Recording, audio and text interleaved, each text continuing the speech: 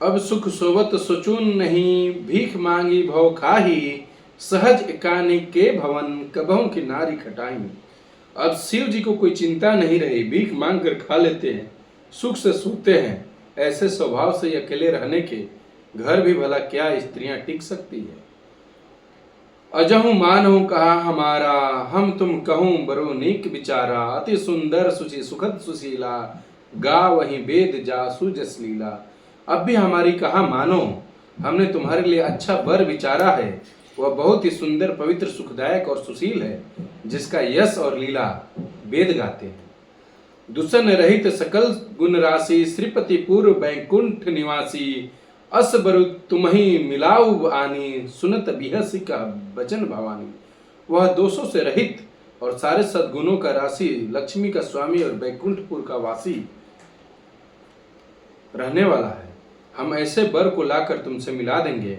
यह सुनते ही पार्वती जी हंसकर बोली, सत्य कहूं गिरिभव तनु एहा, हठ न छूटे बरु देहा, कन कहूं पुनि पसानते होई, जा रहूं सहज न परिहर सोई।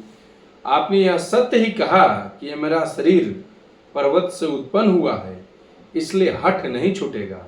शरीर भले ही छूट जाए, परंतु सोना भी तो पत्थर से उत्पन्न होता है, सो वह जलाए जाने पर भी अपना स्वभाव सोने का गुण नहीं छोड़ पाता है। नारद बचन न मैं परिहरऊं, बसो भवन उजरहूं नहीं डरऊं, गुर के बचन प्रतीत न जेहि, सपने सुगम सुख सिंधि तेहि। अतः मैं नारद जी के वचनों को नहीं छोड़ूंगी, चाहे उससे घर बसे या उजरे, इससे मैं नहीं डरती। जिसको गुरु के वचनों में विश्वास नहीं है, उसको सुख सिद्धि और स्वप्न सुगम नहीं होती।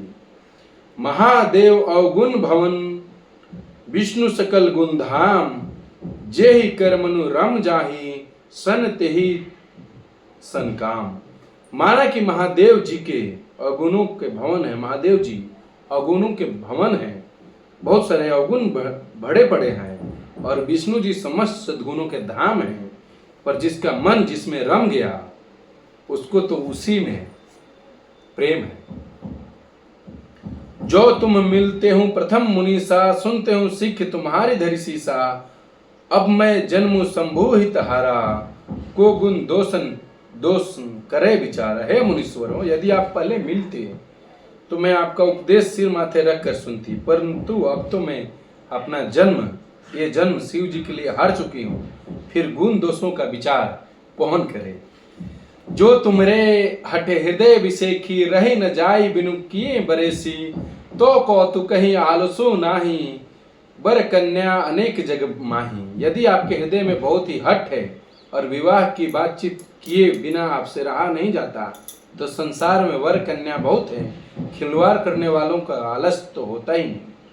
जन्म कोटि लगी रगर हमारी, बरहु शंभु न तहु कुंवारी, तजो न नारद कर उपदेशु, आप कहीं सत बार महेशु। मेरा तो करोड़ों जन्म तक यही हट रहेगा कि मैं शिव जी जैसा वर पाऊं, नहीं तो कुंवारी ही रह जाऊं।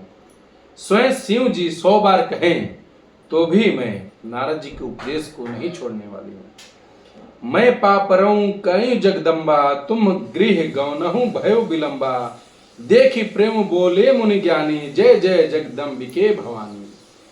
जगत जननी पार्वती जी ने फिर से कहा, मैं आपके पैरों में पड़ती हूँ, आप अपने घर जाइए, बहुत देर हो गई है। शिव जी के प्रति पार्वती जी के मन में ऐसा प्रेम देखकर ज्ञानी मुनि बोले, हे जगत जननी, हे भवानी, आपकी जय हो। तुम माया भगवान शिव, सकल जगत पितु मातु, नाई चरण सिर मुनि चले, पुनि पुनि हर्षत गातु। आप माया और भगवान शिव जी भगवान हैं, आप दोनों समस्त जगत के माता पिता हैं। यह कहकर मुनि पर्वत के चरणों में सिर नवाकर, पार्वती जी के चरणों में सिर नवाकर चल दिए। उनके शरीर बार बार पुलकित हो रहे थे। जाय मुनि हिमवंत पठाए, करी विनती गिरजहि गृह लाए, बहुरी सप्त ऋषि शिव पाई, उमा कथा उमय के सकल सुनाई। मुनियों ने जाकर हिमवान को पार्वती जी के पास भेजा, वे विनती करके उनको घर लाए।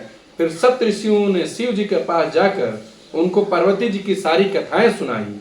भय मगन शिव सुनत स्नेहा, हर्षि सप्त ऋषि गौने गेहा। मनु धीर कारी तब शंभु सुजाना, लगे कारण रघुनायक ध्याना। पार्वती जी का प्रेम सुनते ही शिव जी आनंद मग्न हो गए। सप्तर्षि प्रसन्न होकर अपने घर को चले गए। तब सुजान शिव जी मन को स्थिर करके प्रभु श्री रघुनाथ जी का ध्यान करने लगे। तारु असुर भयो तेहि काला, भुज प्रताप बल तेज विशाला। तेहि सब लोक लोकपति जीते, भय देव सुख संपत्ति रीते। उसी समय तारक नाम का असुर हुआ, जिसकी भुजाओं का बल प्रताप और तेज बहुत बड़ा था। उसने सब लोक को लोकपाल को जीत लिया। सब देवता सुख और संपत्ति से रहित हो गए। जय श्री राम।